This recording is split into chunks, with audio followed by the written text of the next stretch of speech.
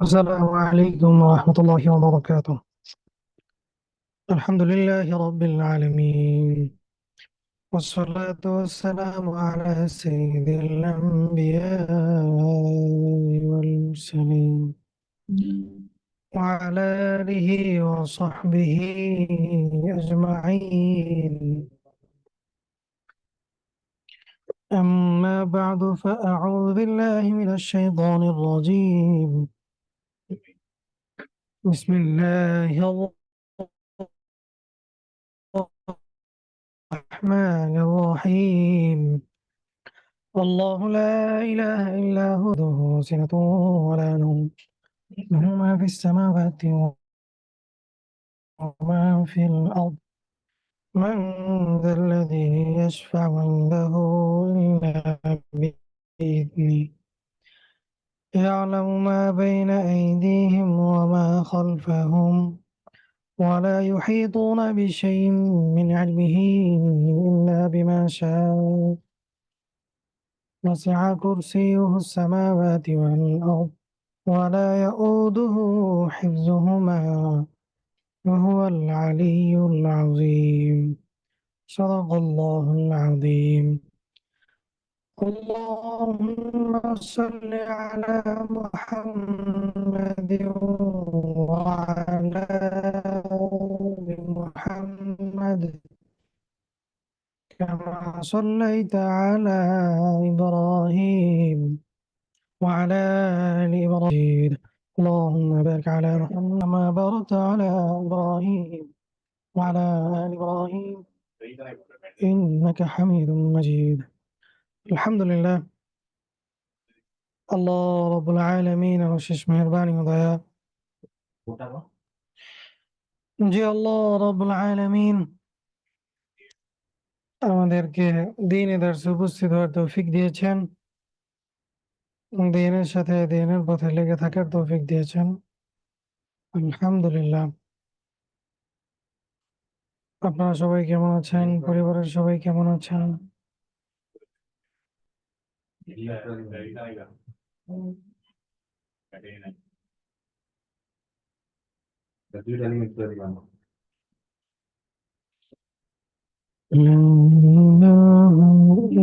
الله.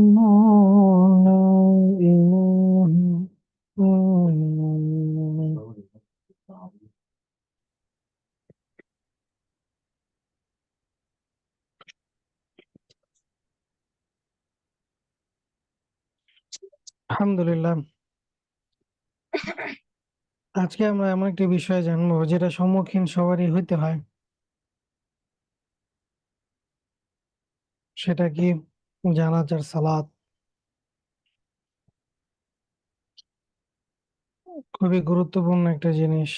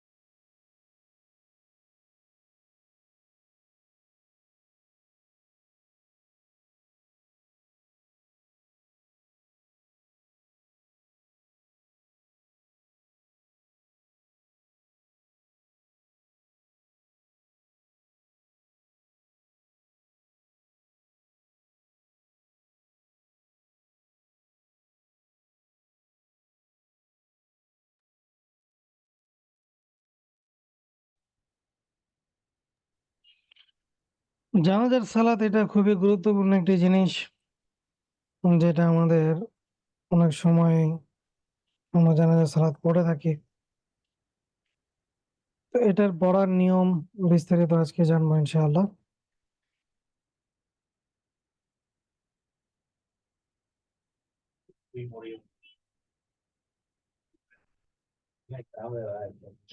জানাজার নামাজ মূলত মৃত ব্যক্তির জন্য দোয়া ও মাগফিরাত। একাধিক মৃতের জানাজা একসঙ্গে পড়া যায়।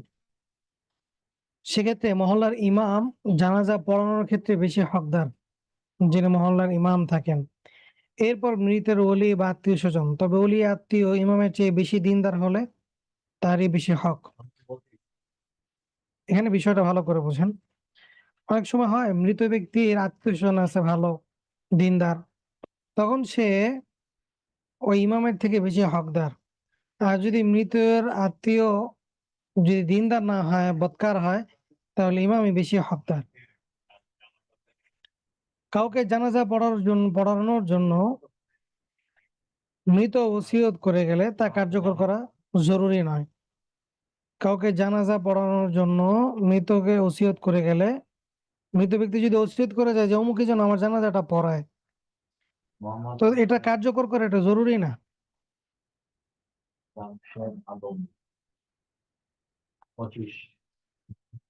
যদি হয় তাহলে ভালো, যদি দিনদার হয় তাহলে কার্যকর করলেন, আর যদি দিনদার না হয় তাহলে ইমাম পড়ালেই এটা ভালো।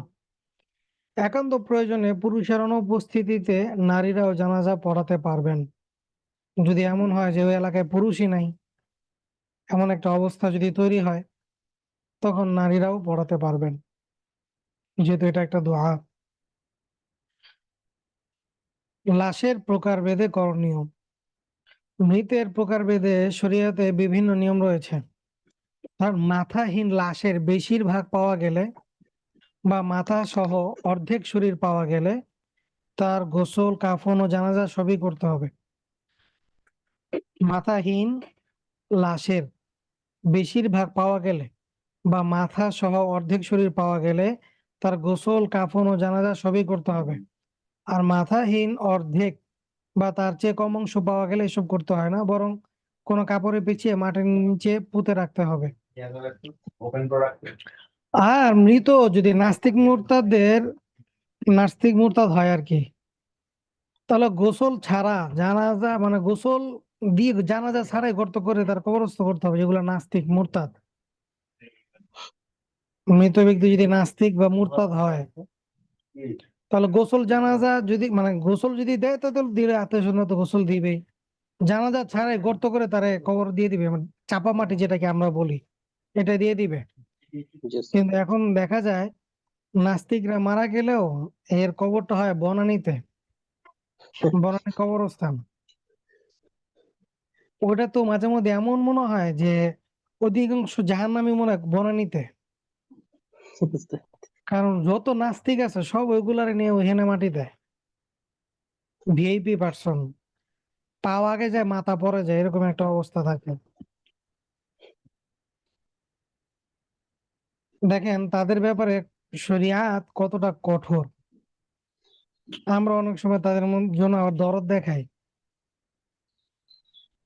শরঈ হুকুম হচ্ছে কোন নাস্তিক মারা গেলে এর জানাজাও নাই, গোসলও নাই, এ তো নাস্তিক, এ মুসলমানই না, ডাইরেক্ট চাপা মাটি দিয়ে দিতে হবে। কেন? ওই মাটির উপরে যদি পড়ে থাকে তাহলে তো দুর্গন্ধ আসবে, মানুষের কষ্ট হবে, এই জন্য তারা এই যে মাটির নিচে চাপা দিয়ে দেওয়া।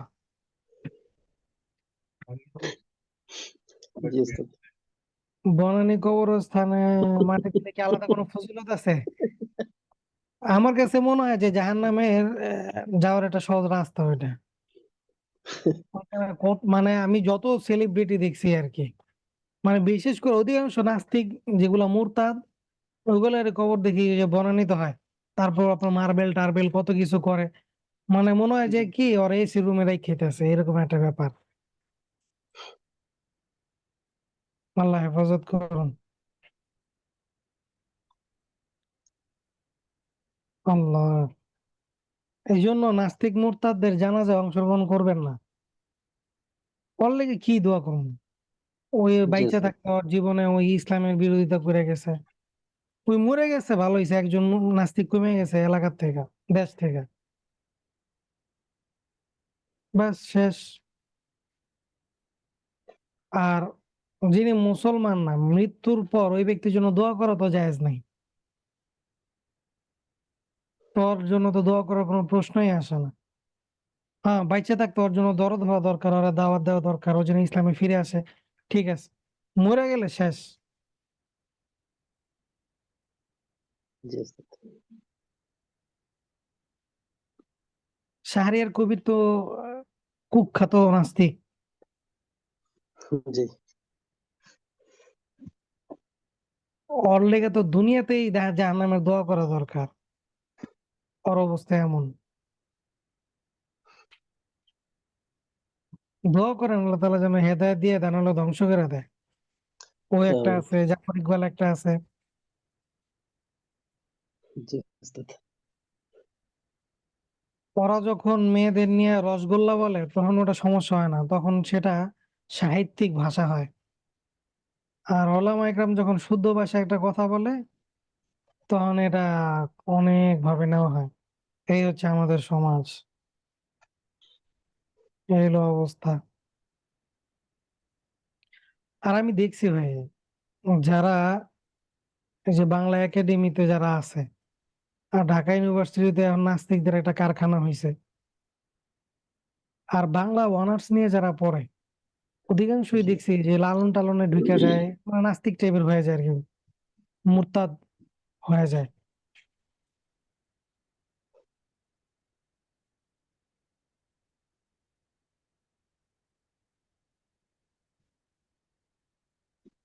আল্লাহ চলেন।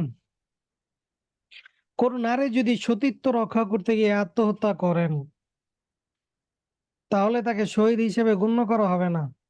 তবে দুশ্চরিত্র বখাটের হাতে নিহত নারী শহীদের মর্যাদা লাভ করবেন। কেউ আত্মহত্যা করলে সাধারণ মুসলমানের নিয়ম তারও গোসল, কাফন, জানাজা ও দাফন করতে হয়। কোন নারী, পার্থক্যটা বুঝেন, কোন নারী যদি সতীত্ব রক্ষা করতে গিয়ে আত্মহত্যা করেন তাহলে তাকে শহীদ হিসেবে গণ্য করা হবে না। তবে দুশ্চরিত্র বখাটের হাতে নিহত নারী শহীদের মর্যাদা লাভ করবেন। আর কেউ আত্মহত্যা করলে সাধারণ মুসলমানের নিয়মে তারও গোসল, কাফন, জানাজা ও দাফন করতে হয়। এখন আসেন জানাজার ফরজ। জানাজার ফরজ হচ্ছে দুইটি। এক, চারবার আল্লাহু আকবার বলা, এটা প্রত্যেকেই বলতে বলতে হবে। মুসল্লি যারা আছেন প্রত্যেকেরই আল্লাহু আকবার এটা বলতে হবে। দুই নম্বর হচ্ছে দাঁড়ানো। জানাজা সহিহ হওয়ার জন্য লাশ উপস্থিত থাকা শর্ত আর কি। গায়েবী জানাজা পড়া এটা বৈধ না। যারা বাদশা নাজ্জাশীর বিষয়টা সামনে নিয়ে আসেন, ওটা আল্লাহ রসুলের জীবনে ওটা একবারই হয়েছে।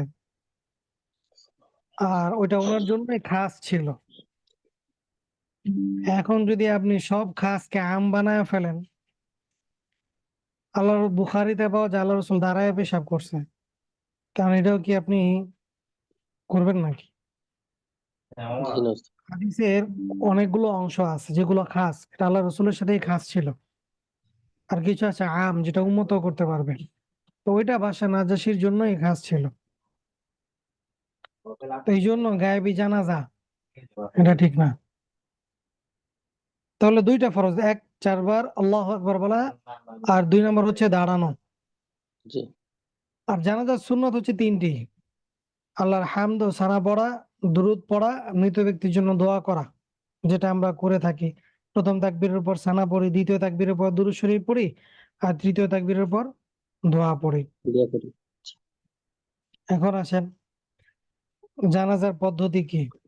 জানাজা নামার জানাজা নামাজ পড়ার পদ্ধতি হলো, জানাজার নামাজ আদায়ের আগে মৃতকে কিবলার দিকে জমিনে রাখতে হবে। ইমাম তার বক্ষ বরাবর দাঁড়াবেন। এরপর জানাজার নিয়ত করতে হবে। নিয়ত মনে মনে করলে যথেষ্ট, মুখে উচ্চারণ এটা যথেষ্ট, মুখে উচ্চারণ করার দরকার নাই। তবে যদি কেউ করে অসুবিধা নাই।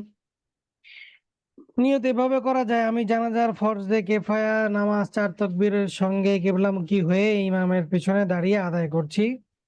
আল্লাহু আকবার। তাকবীর বলে উভয় কান পর্যন্ত উঠাবে, এরপর নাভির নিচে হাত বাঁধবেন বা বুকে বাঁধেন, যে যেখানেই বাঁধবেন। এরপর সানা পড়বেন, যেটা নামাজে পড়তে হয়। তবে সানার মধ্যে ও আলা জাদ্দুকা, এরপরে ওয়াজাল্লা সানাউকা, এটাও পড়তে পারেন, নাও পড়তে পারেন, কোনো সমস্যা নাই। এরপর তাকবীর বলে দুরূদ ইব্রাহিম পড়বেন। তারপর তাকবীর বলে নির্দিষ্ট দোয়া পড়বেন। চতুর্থ তাকবীর বলে ডানে বামে সালাম ফেরাবেন। এখানে একটি বিষয়, জানাজার নামাজের জন্য ন্যূনতম 3 কাতার করাও অনেক আলেমের নিকট সুন্নত হিসেবে এটা পরিগণিত আছে। তবে বেশি কাতার করতে কোনো বাধা নেই, তবে কাতার বেজোর করা এটা কি উত্তম। উত্তম। উস্তাদ, আহ, হুম। মৃতকে মাটিতে রাখতে হবে এরকম কিছু একটা ছিল, জমিনে রাখতে হবে। তো হ্যাঁ, এটা তো আমাদের এখন মানে খাটের উপর রাখা হয় এটা। মানে জমিনে রাখতে বলতে এখানে ওইটাই বোঝানো হয়েছে। এর আচ্ছা মানে আচ্ছা এরা যে জি ওস্তাদ। শোয়াই দিবে আর কি, জি শোয়ানো মূল মাকসাদ না, তো জমিনে রাখে আর কি, উপস্থিত রাখা। জি জি আচ্ছা। এখন বিষয় হচ্ছে, কেউ যদি ইমাম চতুর্থ তাকবীর বলার পর সালাম ফেরানোর আগ মুহূর্তেও তাকবীর বলতে পারেন, তাহলে সে জানাজা পেয়েছে বলে গণ্য হবে। আর কেউ দেরি করে ফেললে তখন লাশ উঠিয়ে নেওয়ার আগে সানা দুরূদ ও দোয়া সহ তাকবীর বলে সালাম ফেরাতে পারলে তাই করে নেবে। তবে যদি লাশ উঠিয়ে নেওয়ার আশঙ্কা হয় তাহলে শুধু 3 তাকবীর বলবে, 3 তাকবীর বলে সালাম ফিরিয়ে নেবে। ইমামকে যদি চতুর্থ তাকবীর বলার পর সালাম ফেরানোর আগ মুহূর্তেও তাকবীর বলতে পারে, তাহলে সে জানাজা পেয়েছে বলে গণ্য হবে। আর কেউ দেরি করে ফেললে তখন লাশ উঠিয়ে নেওয়ার আগে সানা দুরূদ ও দোয়া সহ তাকবীর বলে সালাম ফেরাতে পারলে তাই করে নেবে। আর যদি লাশ উঠিয়ে নেওয়ার আশঙ্কা থাকে তাহলে শুধু 3টা তাকবীর বলবে। কেন? এটা ফরজ। যদি 4 তাকবীর বলে এটা ফরজ, ব্যাস, বাকি সালাম ফিরিয়ে নেবে।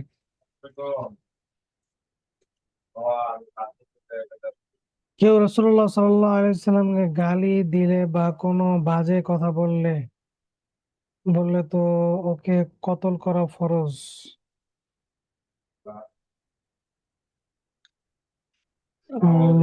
কতল করা ফরজ যে কারোর উপর একইভাবে, কি আল্লাহকে নিয়ে বললে বা ইসলামের ক্ষেত্রে সবার উপর নাকি সরকারের উপর? আচ্ছা, এখানে বিষয়টা হচ্ছে মুরতাদের যে হুকুম, ইসলাম বিদ্বেষী হোক, ইসলামের বিরুদ্ধে কটাক্ষ করে কথা বলা, নবীর বিরুদ্ধে কথা বলা, আল্লাহ তাআলার বিরুদ্ধে কথা বলা, এরকম যদি কেউ বলে, তাহলে এখানে যদি ইসলামী খেলাফা থাকলে তখন রাষ্ট্রীয়ভাবে তার জন্য হুকুম হবে, ইমাম মুহাম্মদ রাহিমাহুল্লাহর একটা ফতোয়া আছে, ওটার উপরে ফতোয়া দেওয়া হয় যে তাকে নিয়ে আসা, নিয়ে এসে তাকে 3 দিন সুযোগ দেওয়া, তাকে বোঝানো। যদি সে বুঝে তাহলে তো আলহামদুলিল্লাহ, সেই পুনরায় বুঝলো, ইসলাম গ্রহণ করলো। আর যদি না বুঝে তাহলে তারা সাইজ করে দেবে আর কি। ইন্না লিল্লাহি ওয়া ইন্না ইলাইহি রাজিউন, এই আর কি। আর যদি ইসলামী খেলাফা না থাকে তাহলে আর কি করার, এটা ফতোয়া বিভাগে জেনে নিন। জানাজার নামাজে সূরা ফাতিহা পড়া নিয়ে ইখতিলাফি বিষয় আলোচনা করার এটা ইখতিলাফি বিষয় ভাই। সানা পড়ার জায়গায় কেউ যদি দোয়া পড়ে, সূরা ফাতিহাকে দোয়া হিসেবে পড়ে, পড়ুক না, সমস্যা নাই।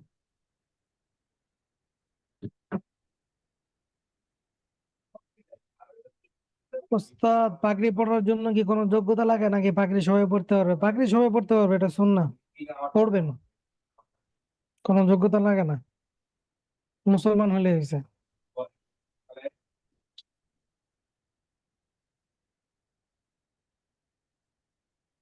এখানে একটি বিষয় মনে রাখবেন, বিশেষ করে আমি সুন্নাত, মুস্তাহাব, এই সংক্রান্ত বিষয়গুলো নিয়ে আমি কখনো ঝামেলা যাই না, মানে একপাক্ষিক কখনো আমি বলি না। কেন ভাই? এই সংক্রান্ত বিষয়গুলো নিয়ে সাহাবীদের যুগ থেকে ইখতিলাফ ছিল। কোন সাহাবী এইটা আমল করছে, অন্য সাহাবী আরেক আমল করছে। তো এই বিষয়গুলো নিয়ে কিয়ামত পর্যন্ত থাকবে। দুইটা কথা মনে রাখার, এক, ইখতিলাফ মাআল ইত্তেহাদ, এটা সঠিক, অর্থাৎ মুসলমানদের মধ্যে ফিকহিগত ইখতিলাফ থাকবে। এই ইখতিলাফ এটা মাসালাগত থাকবে, কিন্তু সেটা ব্যক্তি কেন্দ্রিক অথবা দল কেন্দ্রিক হবে না। মুসলমানরা এক থাকবে, কিন্তু শাখাগত মাসালা নিয়ে তাদের মধ্যে ইখতিলাফ থাকবে। এই ইখতিলাফের কারণে তাদের মধ্যে যেন ফাটল তৈরি না হয়। ইখতিলাফ মাআল ইফতিরাক, এরা জাহান্নামী। ইখতিলাফের কারণে যারা ইফতিরাক করবে, বিচ্ছিন্ন হয়ে যাবে, এরা জাহান্নামী। আর ইখতিলাফ এটা থাকবে, এর পরেও তাদের মধ্যে মুহাব্বত থাকবে। আপনারা তো অনেক ইতিহাস পড়েছেন। আলী রাদিয়াল্লাহু তাআলা আনহু আর মুআবিয়া রাদিয়াল্লাহু তাআলা আনহু, ওই সময়টা যখন যুদ্ধ চলতেছিল, তখন মুআবিয়া রাদিয়াল্লাহু তাআলা আনহু এক সৈনিক এসে বলল যে, আমাকে হুকুম দেন, আমি আলী রাদিয়াল্লাহু তাআলা আনহু যেহেতু ইসলামের বিরুদ্ধে কাজ করতেছে, আমি তার গর্দান উড়াইয়া দিব। তখন মুআবিয়া রাদিয়াল্লাহু তাআলা আনহু বলছে যে, আলী রাদিয়াল্লাহু তাআলা আনহুর বিরুদ্ধে কেউ ষড়যন্ত্র করবে আর আমার তরবারি তার গর্দান উড়াই দিবে না, এটা হতেই পারে না। অথচ ওই সময় তাদের মধ্যে যুদ্ধ চলতেছিল।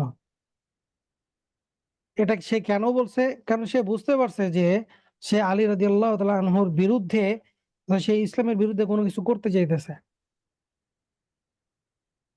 তো যুদ্ধ চলাকালীন সময়ে পরস্পরের প্রতি কি মহাব্বত ছিল। আর আমাদের মধ্যে এই ছোটখাটো বিষয় নিয়ে, সুবহানাল্লাহ, সে কাফের, সে ফাসেক, তার আকীদা খারাপ, সে জাহান্নামী, এই খারেজি, এই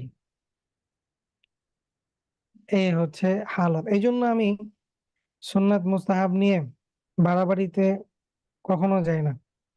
করুক না, যে করতেছে না তার নিয়ে ফিকির করা, এটা আমার ব্যক্তিগত একটা মতামত। বাকি যারা বড় বড় আছেন ওনাদের কাছ থেকে এই বিষয় জেনে নেবেন, এই আর কি।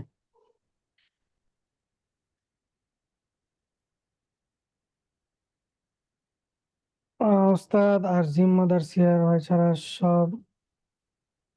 আচ্ছা আচ্ছা, জানাজা নামাজের শেষে গেলে কি করণীয়? শেষে গেলে তার কিছু করার নাই, লাশ উঠায় নিয়ে গেলে তার কিছু করার নাই।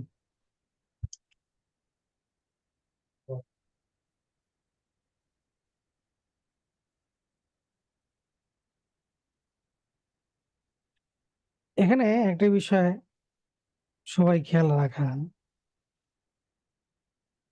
আপনার এলাকার হক্কানি আলেম, বড় আলেম যিনি আছেন, ওনাকে ফলো করা। বা আপনার জেলায় হক্কানি ওলামা ইকরাম যিনি আছেন, যিনি সবাইকে নিয়ে কাজ করেন, দাওয়ার কাজ করেন, ওনাকে ফলো করবেন। এক্ষেত্রে ফায়দা হবে। কারণ যারা ময়দানে কাজ করেন তারা অনেক কিছু ফেস করেন। ধরেন আমি একটা রুমের মধ্যে বইসা শুধু ভিডিও বানাইলাম আর ছেড়ে দিলাম, এটা অমুকে করে অমুকে খারেজি, এটা অমুকে করে অমুকে ফাঁসেক, এটা অমুকে করে এটা করা যাবে না, এই যে আমি ঘরে বসে অনেক কিছু বলে দিলাম, কিন্তু ময়দানে গিয়ে আমি কখনো হালাত দেখি না যে মুসলমানদের কি হালাত। আপনি দেখেন আমাদের মধ্যে যে দ্বিধা দ্বন্দ্বটা, এটা হইতে হইতে এখন এমন পর্যায়ে আসছে যে আগে ধরেন মুসলমানদের যে ব্যক্তি স্বাধীনতা, এটা কখন চলে যায়, সে ব্যক্তি স্বাধীন থাকে না। এই যে নিজেদের মধ্যে পারস্পরিক দ্বন্দ্ব থাকার কারণে যখন তারা বিচ্ছিন্ন হয়ে যায়, তখন ইসলাম বিদ্বেষী যারা, এরা সুযোগ পায়। তখন এরা খুব আক্রমণ করে। কিভাবে? ধরেন এই যে আমাদের আজ থেকে 5 বছর আগেও দেখবেন ইফতার মাহফিল, পার্টি, আরো কত কিছু, এটা নিয়ে এত ঝামেলা ছিল না, সবাই করতে পারতো। হ্যাঁ, দ্বন্দ্বটা কোথায় ছিল? রাজনৈতিক আর বিরোধী দলের কেউ ইফতারের আয়োজন করলে তখন একটা ঝামেলা হইতো বা হইতো না। কিন্তু এখন সাধারণ মানুষ, ছাত্ররা বা সাধারণ মানুষ যারাই ধরেন এই ইফতারের আয়োজন করতে যাচ্ছে, এখন তাদেরকেও বাধা দিচ্ছে। তারা কিন্তু কোনো রাজনৈতিক সংগঠনে নাই। এই আস্তে আস্তে দেখবেন সেটা ব্যক্তি কেন্দ্রিক চলে আসবে। আপনি ব্যক্তি হিসেবে আমল করতে পারবেন না। এই যে দেখেন এত কিছু হচ্ছে, কোন কয়টা সংগঠন এর প্রতিবাদ জানাচ্ছে বা এর বিরুদ্ধে অ্যাকশন নিচ্ছে? চিন্তা করতেছে সে তো আমার ঘরানার লোক না, আমি কেন যাব? সেই চিন্তা করতেছে সে তো আমার ঘরানার না, আমার দলের না, আমি কেন যাব? সবাই সবার দল নিয়ে ব্যস্ত। কেউ কিন্তু ইসলামের যে কত ক্ষতি হয়ে যাচ্ছে সেটা নিয়ে ব্যস্ত না। এই জন্য আমি এটার পক্ষেই না। এই যে সুন্নাহ, ছোট ছোট সুন্নাহ মুস্তাহাব নিয়ে ইখতিলাফ, আমি কখনো এর মধ্যে যাই না। যে করতেছে করুক, যে করতেছে না তারা নিয়ে ফিকির করা। যে করতেছে সেও তো আমার ভাই।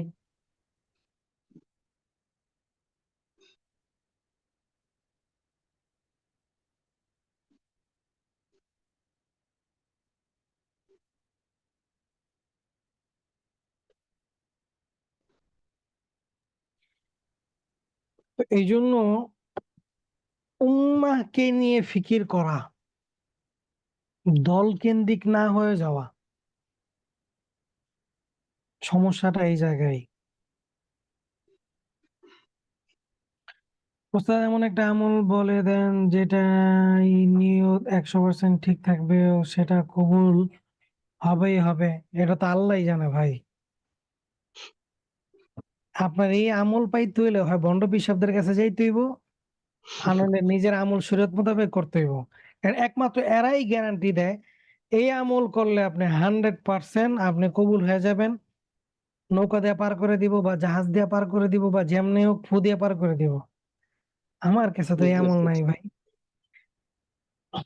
হ্যাঁ, আমল কবুল হওয়ার জন্য দুইটা শর্ত। এক, আপনি যেই আমলই করবেন আল্লাহ একমাত্র আল্লাহ তাআলাকে সন্তুষ্টির উদ্দেশ্যে করা। আর যে আমলটা করছেন সেটা শরিয়াত মোতাবেক হওয়া। তাহলে প্রত্যেকটা আমলে 100% কবুল হবে। যদি আপনার খাবারের মধ্যে হালাল থাকে, ব্যাস এতটুকু নিশ্চয়তা দিতে পারি। বাকি 100% কবুল হবেই হবে, ওটার মধ্যে আমি নাই। আল্লাহু আলাম। এটা আল্লাহ তাআলা ভালো জানেন। মোহাম্মদ উস্তাদ তারাবি সালাত আপনাকে বিশের নিয়ে আলা দিয়েছে এখানে আমি হচ্ছে বিতর্কের জন্য আরে ভাই বললেন না, ডিবেট নিয়ে আছে এই কি আর করার, সে জামানা তো ফিতনা তো হবেই। পারস্পরিক তো মোহাব্বত এটা দরকার নাই। স্ক্রিনের বিষয়টা দয়া করে একটু বুঝিয়ে দেন কোনটা। আচ্ছা, ইমাম যদি চতুর্থ তাকবীর ধরেন তিনটা তাকবীর দিয়ে দিছে, চতুর্থ তাকবীর বলার পর সালাম যে ফিরে, সালামের আগ মুহূর্তেও যদি কেউ তাকবীর বলে ইমামের সাথে শরীক হইতে পারেন, তাহলে সে জানাজা পেয়েছে বলে গণ্য হবে। আর লাশ উঠিয়ে নেওয়ার আশঙ্কা যদি না থাকে তাহলে ওই সময় বাকি সে প্রথম তাকবীর দিয়ে সানা পড়বে, দ্বিতীয় তাকবীর দিয়ে দুরূদ শরীফ পড়বে, তৃতীয় তাকবীর দিয়ে আহ দোয়া পড়বে, চতুর্থ তাকবীর দিয়ে সালাম ফিরিয়ে ফেলবে। আর যদি এমন হয় যে না আমি যদি আহ তিন তাকবীরের মাঝখানে যে দোয়াগুলো আছে, সানা পড়া, দুরূদ পড়া, দোয়া পড়া, এগুলো যদি পড়তে যাই তাহলে লাশ উঠিয়ে নিয়ে যাবে। তাহলে তিনটা তাকবীর দিয়ে বাস এই চতুর্থ তাকবীর দিয়ে সালাম ফিরিয়ে ফেললেই হবে। এটাই হচ্ছে বোঝানো।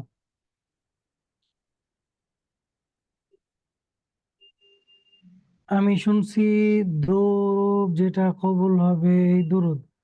দুরূদ তো আছে, অনেকগুলোই আছে, আপনি পড়তে পারেন। তবে অনেকগুলো দুরূদ আছে যেগুলোর কোনো আগামাথা নাই, ভন্ডরা বানাইছে অনেকগুলা। জি ওস্তাদ, আল্লাহুম্মা সাল্লি, এই যেটা পরে যে একসাথে। হ্যাঁ, টাইনা টাইনা পরে যেটা। জি।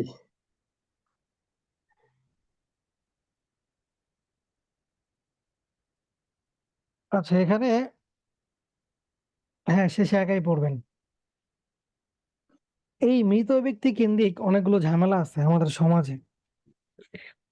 অনেকেই বর্তমান, এটা নতুন করে হয়েছে আর কি, মানে শয়তান বুঝছেন, কেমনে যে মানুষে মানে এটা স্মার্ট বানায় বেদাত বানায় দিব, এরা মনে করে এটাই স্মার্ট।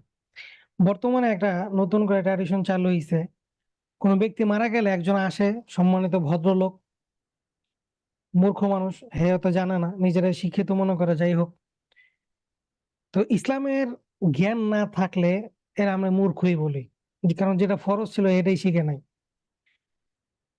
তো সে আইসা দেখবেন ওই যে মাইকটা নিয়ে বলে যে এই লোক ভালো ছিল, অমুক অমুক কাজ করছে, ভালো ছিল, আপনারা কি সমর্থন করেন? সমর্থন করলে বলেন জি জি। তো পাবলিক বলদের মতো জি জি জি, কারণ পাবলিক তো হুকুম জানে না। আর ইমাম সাহেব তো আরেক জিনিস আছে, ইমাম সাহেব জানে না এটার হুকুম কি। ইমাম সাহেবের উচিত তৎক্ষণাৎ অ্যাটাক দেওয়া যে এটা বিদআত, এটা করা যাবে না। আর ইমাম সাহেব চিন্তা করে এটা বলতে গেলে আবার চাকরি চলে যায়, না না, ঝামেলা ভাই। তো এটা করা যাবে না, এটা মনে রাখেন, এটা করা যাবে না। মৃত ব্যক্তি ভালো আছিল না খারাপ আছিল এটা তো এখন আল্লাহ তাআলা জানে। কবরে গেলে ভালো হলে জান্নাত পাবে, আর খারাপ হলে জাহান্নামের হাওয়া বাতাস পাবে। ওটা নিয়ে তো কোনো সমস্যা নাই। এখন বিষয়টা কি এমন যে পাবলিক যদি গণতন্ত্রের মতো সমর্থন দিছে, হ্যাঁ সে ভোটে যুক্ত হইছে, সে জয়ী হয়ে গেছে, তার কবর আযাব মাফ হয়ে গেছে, বিষয়টা কি এমন? এমন তো না। এটা বেদাত, নতুন একটা নিয়ম চালু করছে সবাই। মারা গেলেই বাস মাইক একটা নিয়েই সবাই বলেন সে কি ভালো ছিল? হ্যাঁ হ্যাঁ হ্যাঁ, সবাই ভালো ছিল। হ্যাঁ, তো কি হয়েছে ভালো ছিল? আল্লাহ রসুল কি সাহাবীদের মারা গেছে আইসা জিজ্ঞাসা করছে, হ্যাঁ তোমরা সাক্ষী দাও এই সাহাবী ভালো ছিল, এই সাহাবী ভালো ছিল? একটা হাদিসও তো পাইনি এরকম। কই থেকে চালু হয়েছে এগুলো আল্লাহই জানে। এগুলো ভাই কেউ করবেন না। আর যে ব্যক্তি করবে এরে নিষেধ করবেন যেন এগুলো না করে। মাঝে মধ্যে খুব অবাক হই, এত বছর পড়াশোনা করে এগুলা পাইলাম না, বা মনেও আসে না যে এরকম কিছু বানাই। এরা কই থেকে এগুলো নিয়ে আসে, আজীব লাগে। এটা তো গেল। বেদাতিরা যেটা করে, এরা জানাজা পড়ার পর আবার একটা আলাদা করে দোয়া করে, এটা বেদাত, এটা করা যাবে না। এরপরে অনেকেই ওই যে মারা গেলে, এখন একটা মনে হয়েছে কথা, যারা মুক্তিযোদ্ধা জি স্যার। এরা যখন মারা যায়, এদের যখন লাথি মারে। সম্মান জানানো হয়, মানে সম্মান জানায় কিভাবে? আসমানে গুলি করে, চিন্তা করতে পারেন? জি মানে এরা উস্তাদ। কোন নিয়তে আসমানে গুলি করে আল্লাহই জানে। এরপর বাঁশি বাজায়, প্যাপো। আর যে মরে গেছে গা, হ্যারে আরো আজাব দিয়ে দরকার আছে? না। তার সামনে আরো কি করে, এই প্যাপো বাঁশি বাজাইতেই থাকে। বুঝলাম না আসসালামু কিছু। আলাইকুম রহমতুল্লাহ স্যার। ওয়ালাইকুম সালাম। কেউ মুক্তিযোদ্ধার সন্তান আছেন নাকি ভাই? ওস্তাদ একটা প্রশ্ন ছিল, প্রশ্নটা হচ্ছে জি। এ, মৃত ব্যক্তির জন্য দোয়া করার ক্ষেত্রে কি কোনো আলাদা কোনো নির্দিষ্ট কোনো দোয়া যদি থাকে বা না থাকলে শুধু মানে নিজের মতো করে দোয়া করা যা, মানে কোনো ইয়ে আছে কিনা, বা কোনো কি নির্দিষ্ট কোনো কি দোয়া আছে ওস্তাদ যদি থাকে? বাবা মার জন্য একটা দোয়া করবেন, রব্বির হামহুমা কামা রাব্বায়ানি সাগীরা, এটা করবেন। আর মৃত ব্যক্তির জন্য এমনি দোয়া করবেন। মানে তবে ওস্তাদ মানে কোনো আলাদা কোনো দোয়া নেই? না, শুধু বাবা মার জন্য রব্বির হামহুমা কামা রাব্বায়ানি সাগীরা এটা আছে। এখানে আপনি যদি বাংলার দোয়াটাই বাংলায় আরবি করতে চান, আমাদের দেশে তো এখন অনেকেই বোঝেন আর কি। ধরেন আমি বাংলায় যে জিনিসটা বলতে পারি, এটাকে আরবিতে বানায়া ওটার দোয়া হিসেবে চালায় দেয়। এটা কিন্তু এখন বর্তমানে একটা শুরু হয়েছে আর কি। মৃত ব্যক্তির জন্য আপনি বেশি থেকে বেশি দোয়া করবেন। মৃত ব্যক্তির জন্য দোয়া করা, ইসালা সব করা, দান সৎকার করা। আর সব থেকে কয়েকটি বিষয় আপনি করতে পারেন। এটা হচ্ছে, যেই এলাকাগুলোতে গ্রামগঞ্জে পানির খুব কষ্ট, একটা টিউবওয়েল লাগিয়ে দিলেন সৎকায় জারি হিসেবে ওই মৃত ব্যক্তির নামে। যতদিন মানুষ পানি খাইতে থাকবে ততদিন সে সওয়াব পাইতে থাকবে। এটা কিন্তু অনেক বড় একটা বিষয়, পানির ব্যবস্থা করে দেওয়া। Yes. এটা করতে পারেন আর কি। ওস্তাদ জাযাকাল্লাহ। আচ্ছা, এরপরে সিরিয়ালে আসি। মৃত ব্যক্তির উপরে যে অনেক সময় আপনার কালিমা খচিত একটা ইয়া থাকে, কাপড় দেয়। এটা কেন দেয়? মানে এটা কি আলাদা কোনো ফজিলত আছে? সে কি অনেক বড় ব্যক্তি ছিল? এটা ঠিক না যে মারা গেছে তার উপরে এই যে কালিমা খচিত কাপড় দেওয়া, এটা ঠিক না। এমনি একটা আলাদা কাপড় দিলেন, ঠিক আছে। মানুষ মৃত্যুর সাথে সাথেই এই যে এখন যেটা হয় যে মরা বাড়িতে ওই আশেপাশে মাদ্রাসার কিছু ছেলে পেলে নিয়ে আসে, বাস বসায় দেয় যে জানাজার ওই কি বলে এটা, কোরআন তেলাওয়াত করার জন্য বসায় দেয়। অথচ সে পাক আছে না না পাক আছে গোসলের আগে বসায় দেয়। আর নিজেদের আত্মসমালোচনা করে চলেন। ওই মাদ্রাসার ওস্তাদ বা ছাত্ররা তো মাসালা জানে না, ওস্তাদরাও পাঠায় দেয়। এটা ঠিক না, কারণ মৃত ব্যক্তি গোসল এখনো হয়ই নাই, সে পাক আছে না না পাক আছে এটা একটা বিষয় থাকে। তো এই জন্য এটা করা ঠিক না। বুঝছেন, একটা গুরুত্বপূর্ণ প্রশ্ন ছিল। প্রশ্নটা হচ্ছে আহ হাজবেন্ড বা ওয়াইফ কেউ যদি মারা যায়, সেক্ষেত্রে বলা হয় যে যে এবারে কি না, ওনাদের হচ্ছে, হ্যাঁ বুঝতেছে, সেক্ষেত্রে বলা হয় যে ওনাদের নাকি দুনিয়াবি কোনো সম্পর্ক বিচ্ছিন্ন হয়ে গেছে, তো এটা হচ্ছে অতঃপর, আরেক ফাও কথা। হ্যাঁ বিচ্ছিন্ন হয়েছে, অতঃপর হাজবেন্ড ওয়াইফকে অথবা ওয়াইফ হাজবেন্ড কেউ কাউকে দেখতে পারবে না, এরকম কিছু একটা মানে আমাদের সমাজে একটা মানে জোর একটা মতবাদ, এটা মানে দেখতে দেয় না ইউজুয়ালি। উম, হাজবেন্ড মারা গেলে দেখ, ওয়াইফকে দেখতে দেখতে দেয় না, এই ক্ষেত্রে এগুলা কি? আমি তো এটা, আমার কাছে সব থেকে আজীব লাগছে। এটা ক্লাস হচ্ছিল কোথাও, ক্লাসের মধ্যে প্রায় 800 মানুষ ছিল সম্ভবত।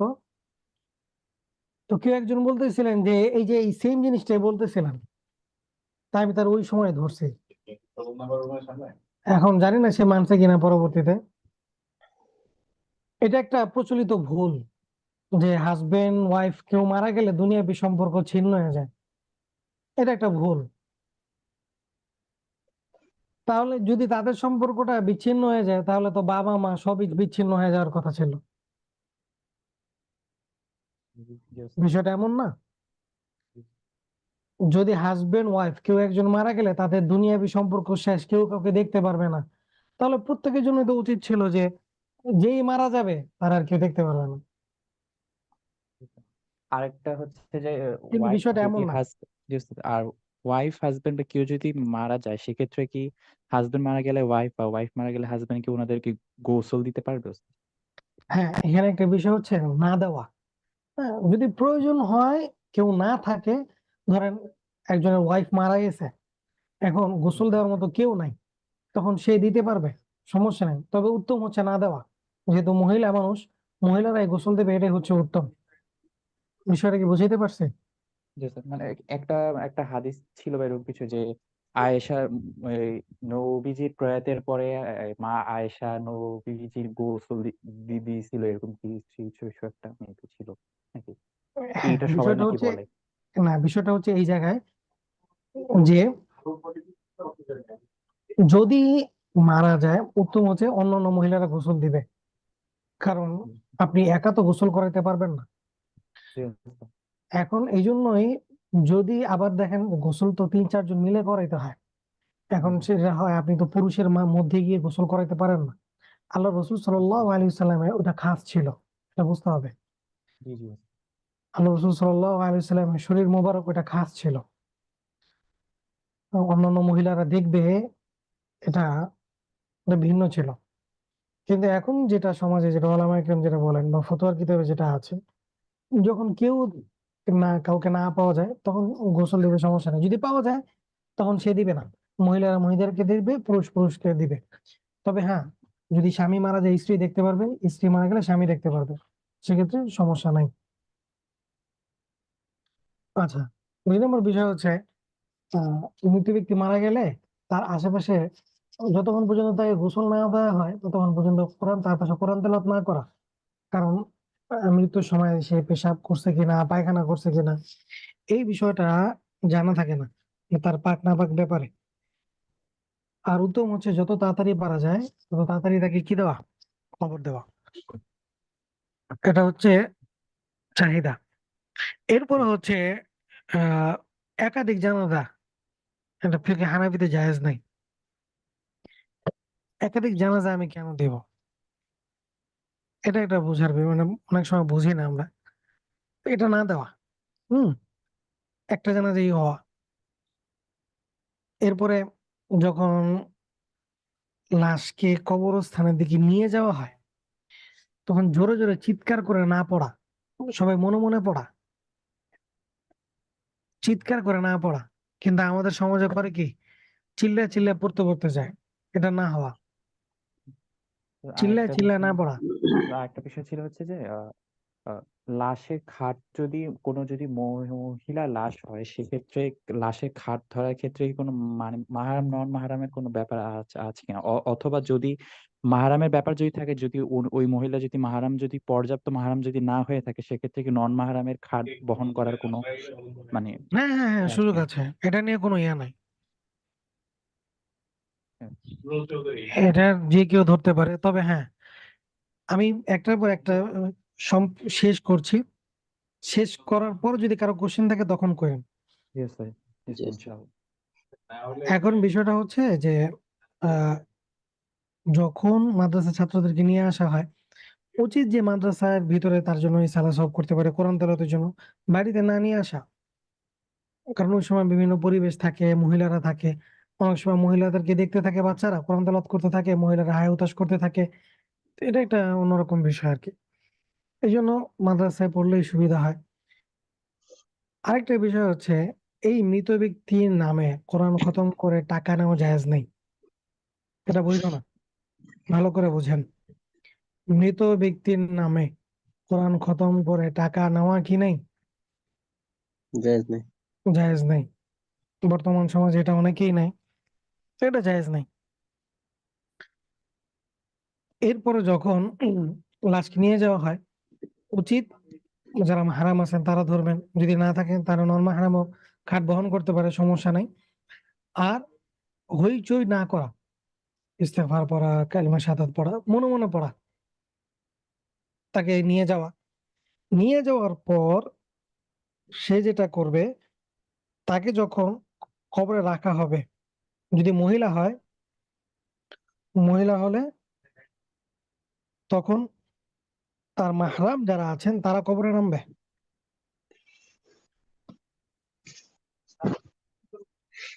আর মাহরাম যখন কবরে নামবে তখন উপরে চাদর দিয়ে দিবে, যাতে অন্য লোকেরা না দেখে, অন্য কোনো পুরুষ না দেখে।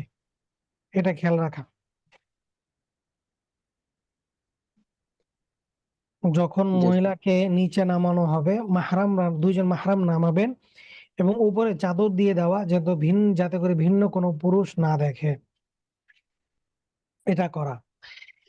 এরপর কবরের মিনা খলাকুনাকুম এটা পরে করতে পারেন। এরপরে যেটা হয়, চার কুল পরে চারটা ওই যে মাটির দলা নিয়ে চার কোনা যে গেঁথে দেয়, এটা বেদাত, এটা সুন্নাত না, এটা করবেন না। মুস্তাহাব হচ্ছে কোনটা, কবর দিয়ে দেওয়ার পরে মাটি মঞ্জিল করার পরে মাথার কাছে গিয়ে সূরা ফাতিহা আর সূরা বাকারার উলাইকা হুমুল মুফলিহুন পর্যন্ত পড়া, আর পায়ের কাছে এসে বাকারার শেষ দুই আয়াত পড়া, এটা হচ্ছে মুস্তাহাব। তো এটা করতে পারেন, বাকি ওইটা না করা। এরপর যেটা আমাদের সমাজে বর্তমানে প্রচলিত, কবর দেওয়ার পর খুব জোর সোর করে দোয়া করা। এখানে আল্লাহ রসুলের একটা হাদিস পাওয়া যায়, ইস্তাগফিরু লিআখিকুম, তোমরা তোমাদের ভাইয়ের জন্য দোয়া করো। এটা দুই ভাবে হইতে পারে, সম্মিলিত হইতে পারে, আবার এটা একা একা হইতে পারে। তবে এই সম্মিলিত করলেও এটা বলে দেওয়া যে এই মোনাজাত বা এই দোয়া এটা জানাজার অংশ না। এটা এমনি আমরা দোয়া করতেছি, কবরস্থানে আসছি, দিল নরম হয়েছে, দোয়া করা ব্যাস। বাকি উত্তম হচ্ছে দোয়া না করা। সবাই সবার মতো করে আলাদা করে দোয়া করবে, বাসায় এসে দোয়া করবে, কবরস্থানে দোয়া না করা। কেন? এটাকে মানুষ জানাজার অংশ মনে করে, দাফন কাফনের অংশ মনে করা। যদি দাফন কাফনের অংশ মনে করে তাহলে এটা বেদাত হবে।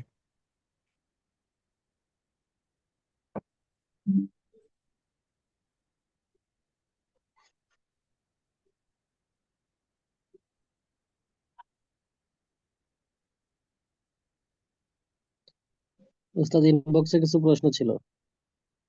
উস্তাদ আর কিছু অনেক বেশি। কথা আমার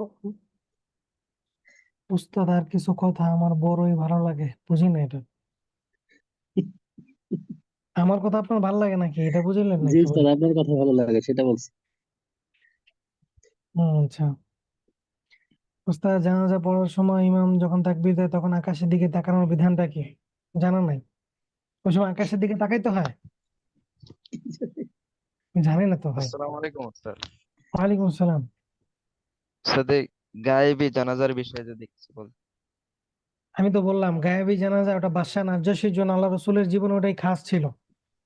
কিন্তু এখন জামাত ইসলামের লোকেরা এটাকে আমরা আম বানায় ফেলছে। এটা ঠিক না। সাহাবীদের জীবনে সাহাবীরা গায়েবী জানাজা পড়ছে, আমি পাই নাই। কেউ পাইলে আমাকে জানায়। আল্লাহ রসুলের জীবনে ওই একবারই পড়া হয়েছে, বাদশা নাজ্জাশীর সময়। তো আল্লাহ তাআলা তো হইতে পারে ওইটা এমন, মুহাদ্দিসিন ইকরামরা যেটা বলছেন যে এটা আল্লাহ রসুলের সামনে এই আল্লাহ তাআলা ওইটা আয়না দিছেন, এই জন্য জি পড়ছেন। উস্তাদ। তো এখন আমরা তো যে এনে না এনে গায়েবী জানাজা পড়া শুরু করে দিছি। যে জানাজা পড়তেই হবে এটা তো নিয়ম না, এটা একটা দোয়া। আপনি যেখানেই থাকেন আপনার জন্য ওই লোকের জন্য দোয়া করে দেন, সূরা ইখলাস পড়েন 3 বার, তার জন্য দোয়া করতে থাকেন, তাহলেই তো হয়ে যায়। মানে শরীয়তের নতুন একটা নিয়ম বানাইতে পারলেই হয়েছে। একটা জিনিস সবসময় মনে রাখা, আমরা যত পিছনের দিকে যাব তত আমাদের জন্য কল্যাণকর। মডারেট হইতে গেলেই সমস্যা।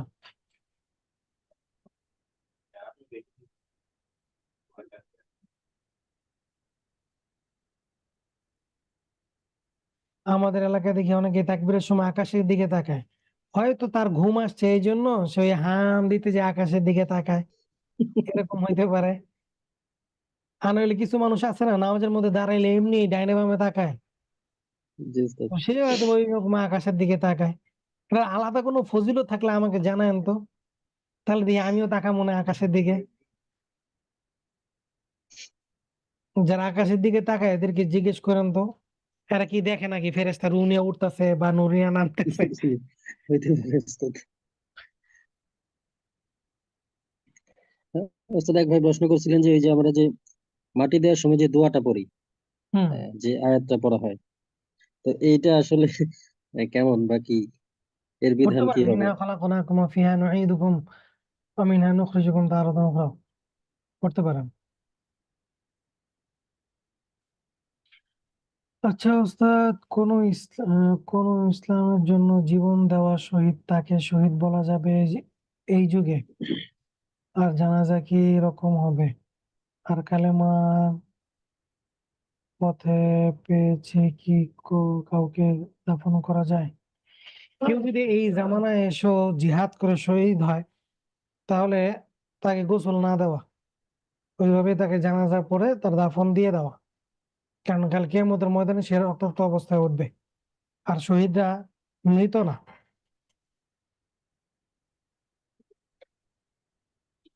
ওস্তাদ, জানাজা নামাজের আগে মৃত ব্যক্তির ভাই, ছেলে বা পরিবারের কেউ সবার কাছ থেকে দোয়া চায় এবং মৃত ব্যক্তির কাছে ঋণ থাকলে পরিবারকে জানাতে বলে। এটা সুন্নাহ সম্মত?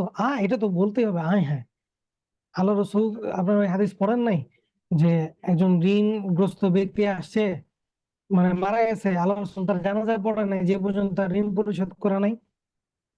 এই জন্য এটা বলা জি উস্তাদ।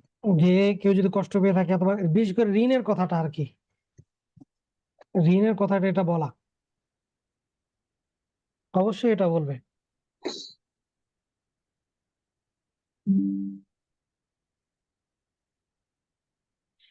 অর্থাৎ মাটি দেওয়ার সময় কিছু সরাসরি কবরে মাটি না দিয়ে বস্তায় 3 মুঠো মাটি কবর দিয়ে দেওয়া হয়, এটাকে জায়েজ হবে কিনা?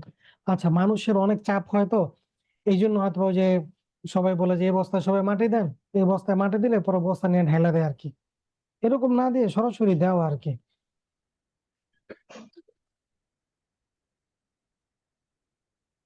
পর্যাপ্ত মাহারাম না থাকলে ওস্তাদ সেক্ষেত্রে কবরে নন মাহারাম নামাটা কি জায়েজ হবে? না,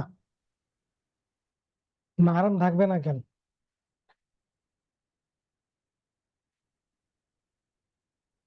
আর যদি একেবারেই না থাকে তাহলে তার কিছু করার নাই।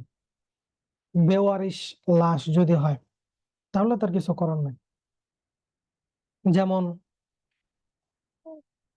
মৃত জন্তুর গোস্ত খাওয়া হারাম, এটা হালাল কখন?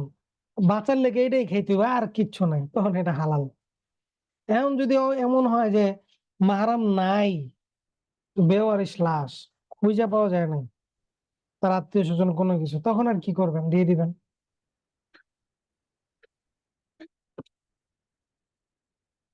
জীবিত অবস্থায় মহিলারা পর্দা না করলে সেক্ষেত্রে মৃত অবস্থায় ঢেকে রাখলে কি লাভ? আচ্ছা, জীবিত অবস্থায় যদি সে পর্দা না করে তাহলে তো তার ব্যক্তিগত গুনাহ হয়, আর মৃত্যুর পর ওই মহিলাকে যদি ঢেকে না রাখা হয় তাহলে তার সন্তানাদির উপর গুনাহ বর্তায়, কারণ মৃত্যুর পর তার পর্দার বিধান চলে আসে সন্তানাদির উপরে।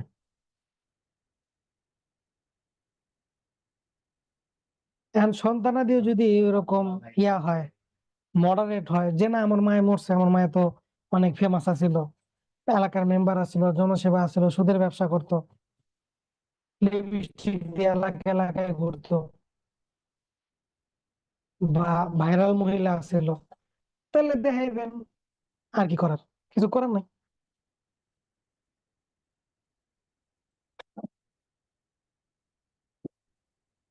যে একদম সহি বলেছেন, প্রথমে 3 আমাদের জন্য নিরাপদ।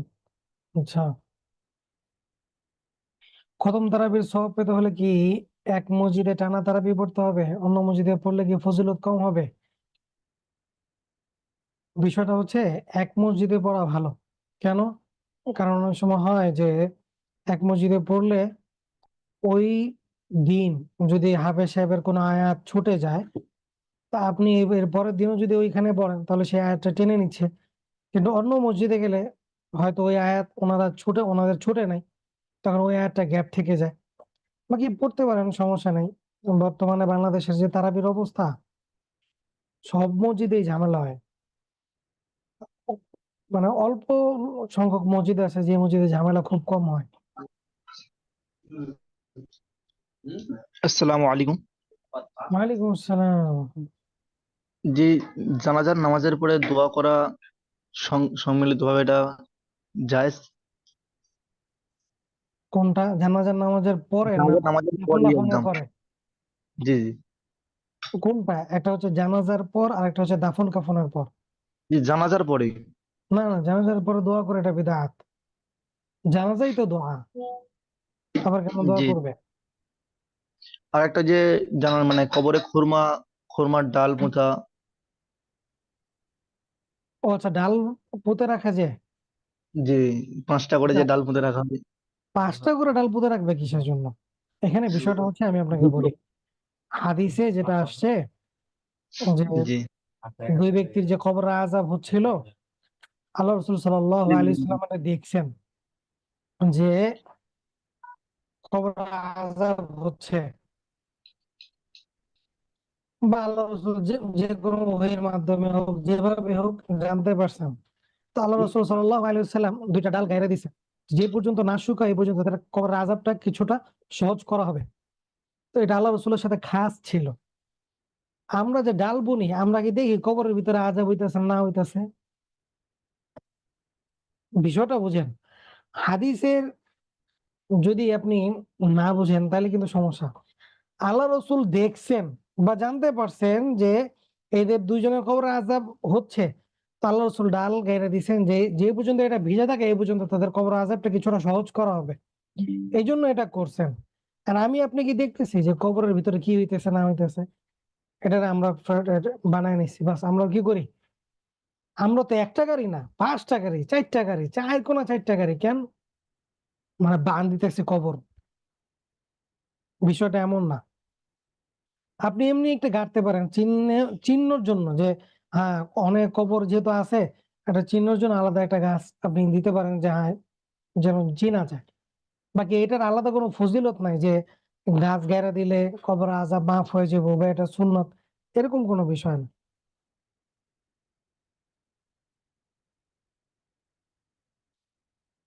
শহীদের রূহ নাকি মৃত্যুর সাথে সাথে জান্নাতে চলে যায় সবুজ পাখির মধ্যে? হতে পারে। ওস্তাদ, কবরে খুরমা আছে, এই ব্যাপারে তো বললাম। কবরের চারপাশে 4টা খুঁটি দেওয়া হয়, তা ওঠানোর সময় 4টা সূরা 4 জনে বলে ওঠা, এটা কি বিদআত? এটা করা যাবে না। মেয়েরা কি জিয়ারতের উদ্দেশ্যে কবরস্থানে যেতে পারবে? না, যেতে পারবে না। জানাজার দোয়া না পড়লে কিছু হবে? সুন্নতের খেলাফ হবে, পড়লেন না।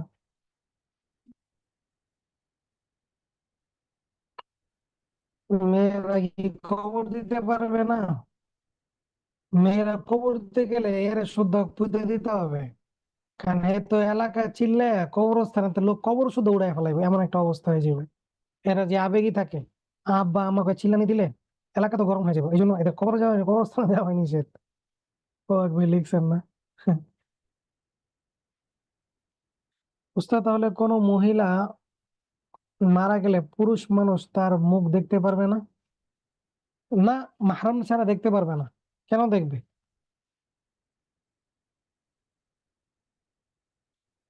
এখন কোন সেলিব্রিটি যদি মারা যায় আর তার সন্তানাদিরা যদি চায় যে আমার মাকে বা আমার বোনকে সারা দুনিয়ার মানুষ চিনে জানে, না দেখলে কেমন দেখা যায়, এটা তাদের ব্যক্তিগত ব্যাপার। শরীয়তের বিধান হচ্ছে মাহরাম ছাড়া কেউ দেখতে পারবে না। মৃত্যুর আগে যে হুকুম, মৃত্যুর পরে একই হুকুম, দেখতে পারবে না। কবর খোঁড়ার সুন্নত পদ্ধতি কি? দুইটা। আমাদের দেশে যেটা দেওয়া হয় এটা সুন্নত পদ্ধতি না।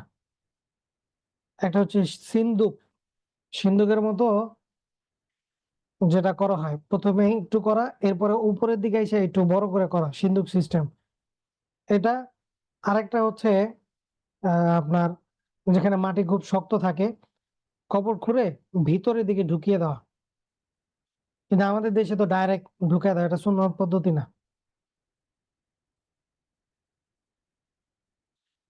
জানাজার দোয়া যদি মুখস্থ না থাকে তাহলে অন্য দোয়া পড়া যাবে কি? হ্যাঁ, অন্য দোয়া পড়তে পারেন, সমস্যা নাই। রব্বি ফিলি আল্লাহুম্মা ফিলি পড়তে পারেন, সমস্যা নাই। এটাও যদি না পারেন সুবহানাল্লাহ পড়েন। দাফন করার পর কতক্ষণ কবরের পাশে থাকা উচিত? এটা যার যতটুকু দিলে সান্ত্বনা থাকে, বেশিক্ষণ না থাকা। আল্লাহ রসুলের ওই হাদিস, আল্লাহ রসুল সাল্লাল্লাহু আলাইহি সাল্লাম ওটা খাদিজা রাদিয়াল্লাহু তাআলা আনহার জন্য ছিলেন, ওটা আল্লাহ রসুলের সাথে খাস ছিল। স্বাভাবিকভাবে হয় কি, স্ত্রী মারা গেলে একটু সময় নিয়ে থাকে, বাস এই, বাকি আলাদা কোনো ফায়দা আছে এমন তো না। দোয়া করে এই আর কি, আর তো কিছু না। তো একটা প্রশ্ন ছিল, প্রশ্নটা হচ্ছে আহ একটা কবর দেওয়ার পরে সেক্ষেত্রে এই কবরের উপরে কতদিন পরে আরেকটা কবর দেওয়ার মতো মানে মানে পরিবেশিত মানে বা আমাদের দেশে যে একটা ইয়া হয় যে একটা কন্ট্রাক্ট করে যে 6 মাসের জন্য কবর, 1 বছরের জন্য কবর, এরকম একটা কন্ট্রাক্ট, বা এক্ষেত্রে কি নিয়ম আছে? এখানে বিষয়টা হচ্ছে ঢাকা শহরে যেহেতু মানুষ অনেক বেশি, এই জন্য ওনারা এটা করে থাকেন। বাকি কবর দেওয়ার পরে 2-3 মাস পরে মনে হয় না কিছু খুঁজে পাওয়া যায় আর কি, এটা মাটিতে খেয়ে ফেলে। তো এটা করা যেতে পারে, সমস্যা নাই। এত মানুষ কোথায় মাটি দিবে তাহলে? ঢাকার যে জনবসতি। তারপর এটা মুফতিয়ান যারা আছেন ওনার কাছ থেকে জেনে নিয়ে উনি ভালো করে বলতে পারবে।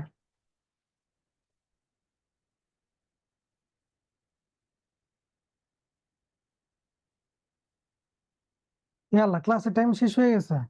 সুবহানাল্লাহ বিহামদিহি, সুবহানাকাল্লাহুম্মা বিহামদিকা, আশহাদু আল্লা ইলাহা ইল্লা আনতা, আস্তাগফিরুকা ওয়া আতুবু ইলাইক। আসসালামু আলাইকুম ওয়া রাহমাতুল্লাহ।